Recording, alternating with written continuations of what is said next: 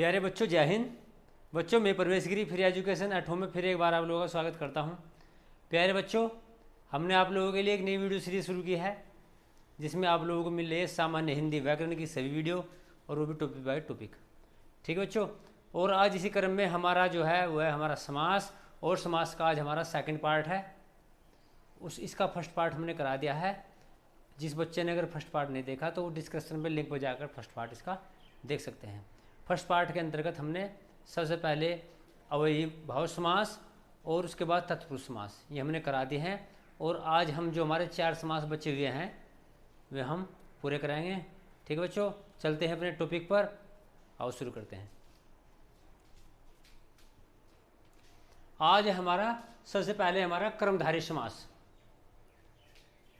जिस समस्त पद का उत्तर पद, देखो समस्त पद फिर मैं एक बार आप लोगों को बस समझा रहा हूँ। समस्त पद क्या है हमारा? समस्त पद का मतलब जुड़े हुए जो समास, जो पद थे हमारे पास अलग अलग, उत्तर पद और पूर्व पद दोनों जुड़ गए तो उसको हम समस्त पद बोला हुआ है। यहाँ से जिस समस्त पद का उत्तर पद प्रधान हो, उत्तर पद का मतलब बाद का पद। भाई 2 पद थे हमारे, एक पूर्व पद एक उत्तर पद, तो उत्तर पद प्रधान होगा तथा दोनों पदों के बीच विशेषण और विशेष्य, एक जो 2 पद है, एक पूर्व पद एक उत्तर है, तो उनमें से एक विशेषण होगा और एक विशेष्य। विशेष्य का मतलब उसकी विशेषता बताने वाला, या उपमेय उपमान, यही बात है। विशेषण विशेष्य को उपमेय उपमान बोलते हैं, का संबंध हो उसे कर्मधारय समास कहते हैं। इसमें पहला पद विशेषण हो, देखो बात क्लियर होगी। पहला पद क्या होगा? विशेषण। विशेषण का मतलब क्या होता है? जो किसी की विशेषता बताता है उसे हम विशेषण बोलते हैं। जैसे गोरा, काला, सुंदर, मोटा, पतला, ये क्या होते हैं? विशेषण होते हैं। तो यही हमें जो विशेषण, जो हमारा दूसरा पद है, इनके 2 पद हो गए, पहला विशेषण होगा, दूसरा क्या होगा? विशेष्य होगा। तो बात यह है कि पहला पद विशेषण होगा और विशेषण कितना होगा? दूसरे पद का। यानी कि जो पहला पद है वो दूसरे पद की विशेषता बताएगा, और दूसरा पद इसमें क्या होता है? वो ही प्रधान होता है। जो दूसरा पद हमारा प्रधान है उसकी जो पहला पद है वो विशेषता उसकी बता रहा है। ये इसमें बात कही गई है। ठीक है, जैसे नील कमल। अब देखो नील कमल, एक तो कमल होगा एक नील होगा। नील कमल को अगर हम खोल लेंगे 2 पदों में, तो पूर्व पद हमारा नील है और उत्तर पद क्या है? हमारा कमल। तो इसमें कमल जो है वो क्या है? हमारा मुख्य प्रधान है, मुख्य पद है या प्रधान पद है। और नील क्या है? नील मान नीला, यानी कि जो कमल है वो नीला है।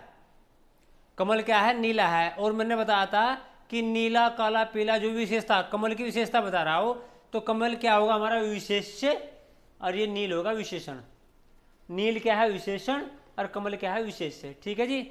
ऐसे घनश्याम, घन होते हैं बादल, श्याम माने काले, तो काले बादल। तो बादल जो हैं, बादल है काले। ठीक है, तो इसमें विशेषता बता रहा है घन। घनश्याम किसे बोलते हैं? भगवान श्री कृष्ण को बोलते हैं ना घनश्याम। तो अगर दूसरी बात, एक और ही बात होती है इसमें से, घनश्याम, घन जमा श्याम। घन क्या हमारा? बादल है, और श्याम क्या है? वो काला है। तो बादल क्या है? काले हैं। तो एक पद क्या हुआ? विशेषण हुआ, दूसरा क्या हुआ? विशेष्य हुआ। ठीक है जी। अगले में चलते हैं महाराजा। तो राजा क्या है? राजा है महान, राजा है महान। तो एक पद क्या हुआ? महान क्या हुआ? राजा को बता रहा ना, महान क्या हुआ? हमारा विशेषण, और राजा क्या हुआ? हमारा विशेष्य। महावीर, महा क्या हुआ? हमारा विशेषण, और वीर क्या हुआ? हमारा विशेष्य। कमल नयन, कमल नयन, यानी कि जिसके जो नयन है वो कमल के समान है। नयन की, नयन क्या है? विशेष्य। नयन की विशेषता बताई गई है, और विशेषण क्या है? कमल। चरण कमल, यानी कि जो हमारे चरण है किसी के वो कमल के समान है, तो चरण क्या है? विशेषण, और कमल क्या है? विशेष्य। कमल की विशेषता बताई जा रही है। ठीक है।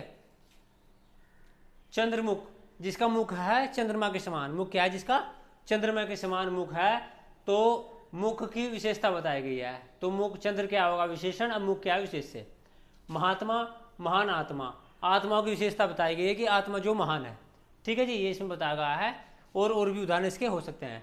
तो इसमें बिल्कुल पहचान क्या है इसकी? इसका जो उत्तर पद है वो प्रधान होगा, दूसरा एक पद विशेषण होगा, दूसरा विशेष्य होगा इसका। ये इसकी सबसे बड़ी पहचान है। और अधिकतर पहला पद ही विशेषण होता है, दूसरा विशेष्य होता है। किसी किसी केस में ऐसा हो जाता है कि दूसरा पद विशेषण हो जाता है, पहला विशेष हो जाता है। ठीक है, अब बात करते हैं जी हम द्विगु समास।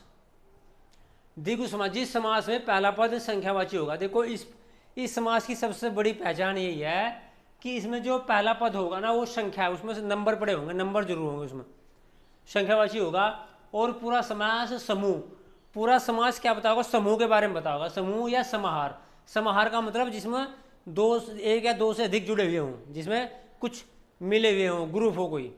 ठीक है, समाहार बोलते हैं, का बोध कराए, उसे द्विगु समास कहते हैं। अब देखो इसमें उत्तर पद प्रधान होता है, इसमें भी बाद का पद ही प्रधान होता है द्विगु समास में भी।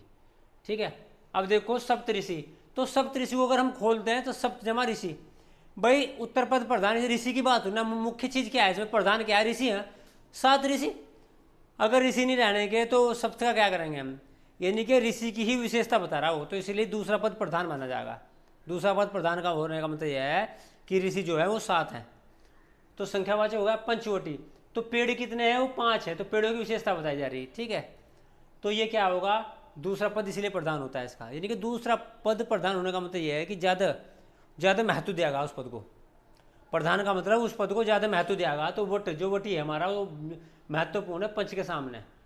ठीक है, तो पंचवटी तो वही दोपहर। देखो सारे में क्या आ रहा है, संख्यावाची शब्द आ रहा है। त्रिभुवन, जहाँ 3 भुवन है। शताब्दी, शताब्दी का मतलब जो 100 वर्ष का। नवग्रह, 9 ग्रह है। तो यह इसकी पहचान है। ठीक है जी, अब चलते हैं हम द्वंद्व समास। द्वंद्व समास, द्वंद्व जिस समास में दोनों पद प्रधान हो। देखो इसमें क्या होगा, दोनों पद प्रधान होंगे, पूर्व पद भी और उत्तर पद भी। ये सबसे बड़ी पहचान है। तथा विग्रह करने पर, इसमें विग्रह अगर करेंगे, अलग अलग जब करेंगे, तो इसमें अथवा, और या एवं लगते हों, इसमें ये चीज़ लगेगी। जब हम उसको विग्रह करेंगे तो ये चीज़ उसमें ऑटोमेटिक आ जाएंगी।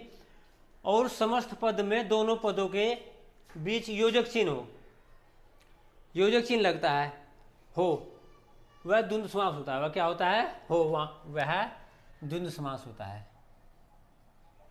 ठीक है जी, जैसे माता पिता, माता पिता अगर अलग अलग करोगे, ये तो हमारे समास में के अंदर है। ठीक है, अगर इसको अलग अलग करेंगे तो माता और पिता, ऐसा भी हो सकता है माता एवं पिता। ठीक है, माता या पिता, देखो ये चीज लग सकते हैं, लाभ हानि, लाभ और हानि, या लाभ या हानि, या लाभ अथवा हानि। ठीक है, दिन रात, दिन और रात, दिन या रात, दिन अथवा रात, दिन एवं रात। ठीक है, ये सब दिन के अंदर आ सकते हैं जो मैंने बताया। बुरा भला, बुरा और भला, बुरा या भला, बुरा अथवा भला, बुरा एवं भला। ठीक है, ऐसे ही पाप में पुण्य। तो इसमें ये इसकी पहचान है। ठीक है जी, अब बात करेंगे बहुव्रीहि समास। बहुव्रीहि समास में कोई भी पद प्रधान नहीं होता। देखो बहुत इंपॉर्टेंट है, इंपॉर्टेंट तो बहुत है ये सारे के सारे, ये समास बहुत इंपॉर्टेंट है। क्वेश्चन घुमा फिराए क्वेश्चन इसमें से आते जरूर हैं। बहुव्रीहि समास में कोई भी पद प्रधान नहीं होता। पूर्व पद और उत्तर पद दोनों मिलकर, दोनों पद मिलेंगे और कोई तीसरा पद बनाएंगे। पूर्व पद और उत्तर पद दोनों मिलेंगे, मिलने के बाद कोई तीसरा पद बनाओगे, और वो तीसरा पद ही उसका कुछ निश्चित अर्थ होगा। तीसरा पद वो किसी पद की ओर, तीसरा पद जो पद बना हमारा जुड़ेगा वो किसी वस्तु की ओर या किसी नाम की ओर संकेत करता है, इसलिए उसको बहुव्रीहि बोलते हैं। किसी अन्य पद की ओर संकेत करते हैं, जैसे कि लंबोदर। अब लंबोदर को तोड़ोगे, लंब जमा उदर, लंब जमा उदर, जिसका उदर लंबा है, उदर माने पेट, तो उदर किसका लंबा है, तो गणेश जी। हाँ, गणेश जी के लिए इस्तेमाल हो रहा है, तो क्या होगा इसका, गणेश जी। ठीक है, अगर इसका विग्रह करेंगे तो गणेश जी लिखा जाएगा।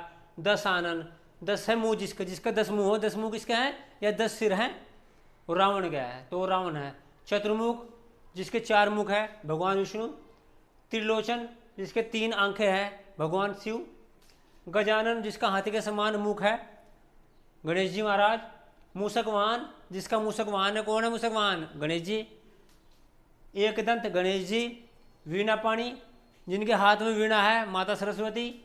पवन पुत्र, पवन का पुत्र कौन है, हनुमान जी। तो क्या हो रहा है, किसी तीसरे शब्द की ओर, तीसरे शब्द की ओर ये संकेत करते हैं, और इसमें यही चीज इसकी पहचान है।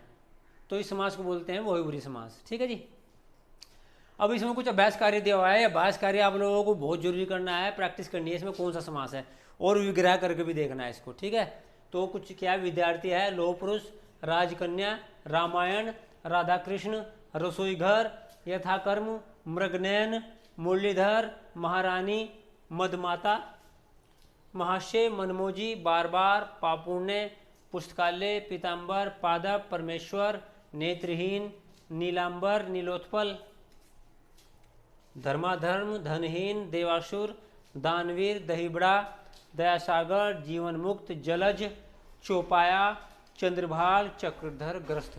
ये इसके कुछ एग्जाम्पल है जिसमें आप लोगों को इनका समास का नाम बताना है और इसका विग्रह भी करना है।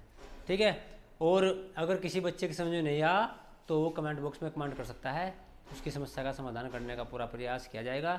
ठीक है, और बच्चों आज की वीडियो में इतना ही, मिलते हैं अगली वीडियो में। धन्यवाद।